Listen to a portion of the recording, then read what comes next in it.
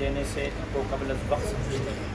تو اس حوالے سے ہم دیکھ رہے ہیں، اس کا جائزہ لے رہے ہیں کہ وہ حملہ کیوں تھا، کیوں کر کیا گیا، اس کے اثرات کیا نکلے، اس کے نتائج کیا نکلے، اس سے کتنا فائدہ ہوا حماس کو، غزہ کے مظلوم مسلمانوں کو، فلسطین کے مظلوم مسلمانوں کو کتنا نقصان ہوا۔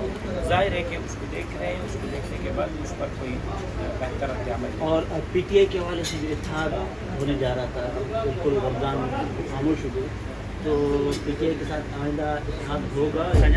کسی کی بات نہیں ہوئی کہ جمعیت علماء اسلام کا پی ٹی آئی کے ساتھ اتحاد ہوگا۔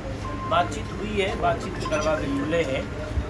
وہ ہمارے قائد مولانا فضل الرحمان صاحب کے گھر تشریف لائے، ہم نے سامنے کہا، لیکن 6 جماعتی اتحاد اب ان کا بن چکا ہے، ہم اس کا حصہ نہیں ہے۔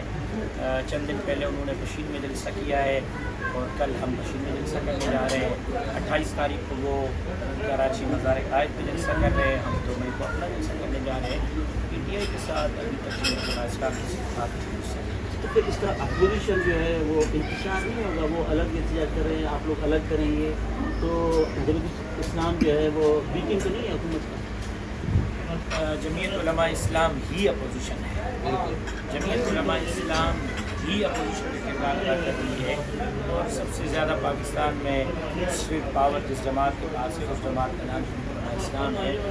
اکیلے ہم اس قابل ہیں کہ پاکستان کے تاریخ کے بدلاؤ بھی کر سکتے ہیں۔ اور حافظ نعیم الرحمان جماعت اسلامی کے سربراہ نہیں کر رہے، تو کیسے دیکھ رہے ہیں؟ آپ نے اسمبلی بھی چانس دیکھا، اب جماعت اسلامی کے ساتھ بھی کوئی آگے چل کر اتحاد ہو سکتا ہے؟ حافظ صاحب کے دعا کسی بھی قومی جماعت کے ساتھ اتحاد کا فیصلہ صوبائی جماعت کے ہاتھ میں نہیں ہوتا، مرکزی جماعت کے ہاتھ میں ہوتا ہے۔ جماعت اسلامی کے ساتھ مختلف پر اتحاد ہوگا یا نہیں ہوگا، اس کا فیصلہ صوبہ سندھ کی جماعت نہیں، پاکستان کی جمعیت علماء اسلام کی مرکزی حملہ کرے گی۔ اس طرح کا کوئی فیصلہ جماعت کرتی ہے تو ہم اس کو قبول کریں گے۔ پہلے بھی جماعت اسلامی کے ساتھ 2 مرتبہ قدم اسلامی کے اتحاد کریں گے۔ بلاول بھٹو نے جو چیلنج دیا، آپ نے اس چیلنج کو قبول کیا ہے کہ الیکشن آپ کی لڑے، تو اس وجہ سے آپ مسکرا رہے ہیں، چیلنج کو قبول نہیں کیا؟ میرا خیال ہے کہ چیلنج میں نے دیا تھا، تو اس چیلنج کو ابھی تک بلاول صاحب نے قبول نہیں کیا۔ وہ اقتدار کی بیساکھی سے باہر نکلیں، نگران حکومت کی بیساکھی سے باہر نکلیں، آر اوز اور ڈی آر اوز سے باہر نکلیں، پیسے کے روانی سے باہر نکلیں۔